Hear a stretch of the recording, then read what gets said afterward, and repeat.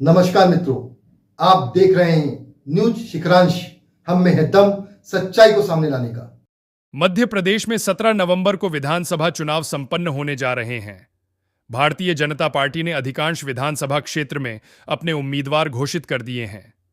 बालाघाट जिले की लांजी विधानसभा क्षेत्र से राजकुमार कराहे को अपना अधिकृत प्रत्याशी बनाया है। स्थानीय ज्वलंत मुद्दों पर शिखरांश के उपसंपादक प्रेमनाथ नागवंशी ने राजकुमार कराहे से चर्चा की। पूछ रहे हैं कि आज तक आप कहाँ गए थे, गांव का विकास नहीं हुआ है हमारे क्षेत्र का। फिर दूसरा मुद्दा ये है कि यहाँ से पलायन बहुत बड़ी संख्या में होता है, लोगों के हाथ में काम मिलना चाहिए। दूसरा ये है कि भाई जो महिलाएं बहनें हैं तो उनको बहुत सारे समूह बने हुए हैं गांव के अंदर में, और वो जो है वो काम नहीं कर पाते हैं। हमारा उद्देश्य ये रहेगा कि रायपुर, नागपुर, जबलपुर, यहाँ बड़ी बड़ी इंडस्ट्रियाँ हैं और इंडस्ट्री के लोग ग्रामीण से मजदूरों को लेके जाते हैं और वहाँ पे काम करवाते हैं। अगर गांव के अंदर भी रॉ मटेरियल उपलब्ध हो जाएगा तो निश्चित तौर से वो अपने घर में रह करके काम उसको पक्का कर करके उस रॉ मटेरियल को आगे तक पहुँचाने का वो काम कर सकते हैं और हर हाथों को काम मिल जाएगा। तो उस उद्देश्य से भी हम लोग काम करने का प्रयास करेंगे। और भी मुद्दे हैं कि सड़कों का जो जिस तरह से अभी आप देख रहे हैं गाँव के अंदर भी जा रहे हैं, तो प्रधानमंत्री सड़क योजनाएं जो सेंक्शन हुई थी उसके बाद में पीडब्ल्यूडी की सड़कें हैं बहुत जर्जर स्थिति में है।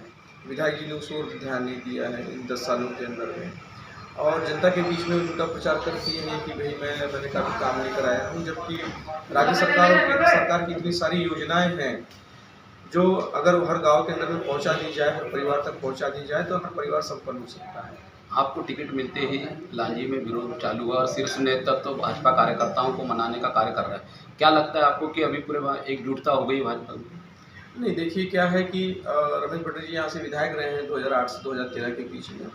उन्हें पार्टी ने उसके बाद भी 2 बार विधानसभा का टिकट दी है। वो बहुत छोटी उम्र में 25 साल की उम्र में विधायक बन गए थे। फिर संगठन ने 25 साल की उम्र में उनको जिले का अध्यक्ष बना दिया। अभी 3 महीने पहले ही उन्होंने जिलाध्यक्ष के पद से इस्तीफा दिया है। दूसरी बार जिलाध्यक्ष बनाई थी पार्टी ने, तो पार्टी ने उन्हें बहुत कुछ दिया है और वो चौथी बार फिर से विधानसभा की टिकट चाह रहे थे। लेकिन पार्टी होता ही है कि हर बार कैंडिडेट बदल जाता है।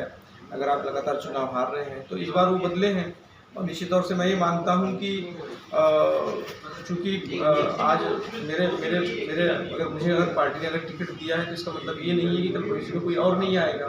भाई जो काम करेगा पार्टी के अंदर में, जो पूरी ईमानदारी के साथ हो, तो निश्चित तौर से वो आगे जाकर विधानसभा का दावेदार होगा।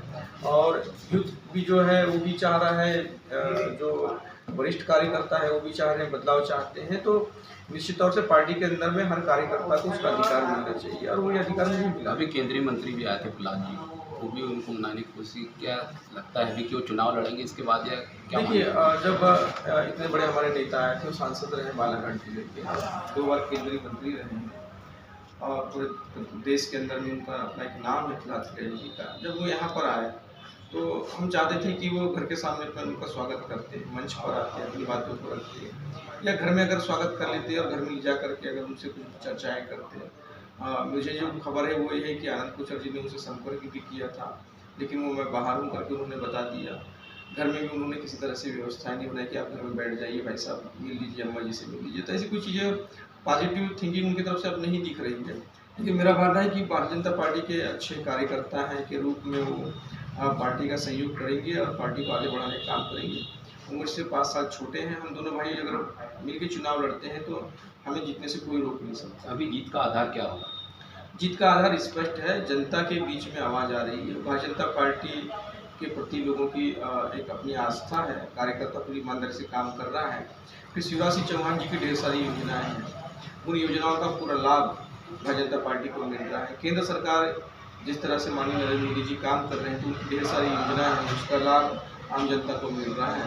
तो निश्चित तौर से ये सब जो योजनाएं हैं नीचे स्तर तक गई हैं, जिससे हर परिवार जो प्रभावित हुआ है उनको लाभ मिला है, तो उन योजनाओं के माध्यम से ही हम जनता के बीच में जा रहे हैं। और मुझे लगता है कि इस बार फिर से प्रदेश की जनता माननीय शिवराज सिंह चौहान जी के साथ में है और उनका नेतृत्व पसंद करती है। और निश्चित तौर से शिवराज सिंह चौहान जी इस बार 150 से ऊपर सीटें हम जीतेंगे प्रदेश के अंदर में, और फिर से हमारे मुख्य एक जनता में बड़ा चर्चा है, आप एकदम से आप में आपकी भाजपा में एंट्री हुई, तो कैसा क्या? बहुत बड़ा विषय नहीं है, चूँकि मैंने काम किया है।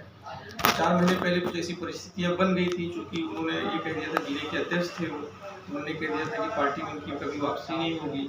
तो मन में था, जनता की मांग थी कि आपको चुनाव लड़ना चाहिए। तो ऐसी स्थिति में वो एक त्रुटि हो जाती है, गलती हो जाती है, तो हम उधर चले गए थे। लेकिन 4 महीने बाद हम वापस आ गए।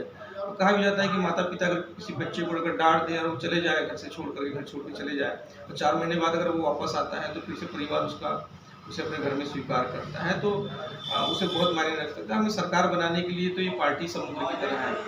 विश्व की सबसे बड़ी पार्टी है भारतीय जनता पार्टी, और यहाँ तो सभी लोग आ रहे हैं, जा रहे हैं। तो भाई ज़्यादा संख्या तो आने वालों की है, कांग्रेस के लोग आ रहे हैं, समाजवादी पार्टी के लोग आ रहे हैं। तो विचारधारा के साथ सब लोग जुड़ना चाह रहे हैं। माननीय नरेंद्र मोदी जी के नेतृत्व में पूरे देश भर के अंदर में लोग जुड़ना चाह रहे हैं भारतीय जनता पार्टी से, सभी को लाने का प्रयास किया जा रहा है। तो मैं तो यहीं का, मेरा तो जो जन्म कुंडली है यहीं की है, भारतीय जनता पार्टी की है। मैंने भी 22-23 साल तक भारतीय जनता पार्टी में मेहनत किया है। पार्टी ने मुझे बुलाया तो मैं बिना शर्त पार्टी में वापस आया। मुझे नहीं मालूम था कि मैं 15 अगस्त को पार्टी ज्वाइन करूंगा और 17 अगस्त को मेरी टिकट डिक्लेयर कर दी जाएगी पार्टी में। मेरा सौभाग्य है कि पार्टी ने मुझे इतने साल बाद याद किया है और टिकट दिया है। तो निश्चित तौर से हम पार्टी के ने जो विश्वास किया है उसमें पूरी तरह से खड़े उतरेंगे। जनता के बीच आप जा रहे हैं, किस प्रकार का समर्थन मिला? बहुत ज़्यादा समर्थन है, बहुत ज़्यादा समर्थन है, और मैं समझता हूँ कि जनता इस बार को 30,000 से ऊपर मतदान से चुनाव जिताएगी।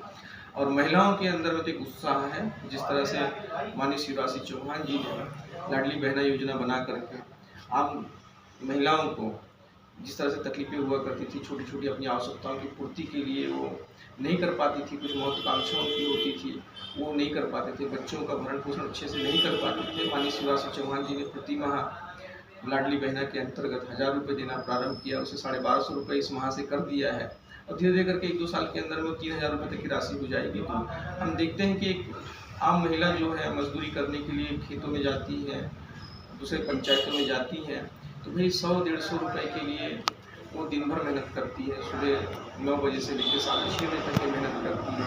उनके लिए कभी कोई सरकार सोचा नहीं करती थी। पहली ऐसी सरकार है माननीय शिवराज सिंह चौहान जी की, जिन्होंने महिला बहनों के लिए सोचा है। ठीक, थैंक यू। धन्यवाद।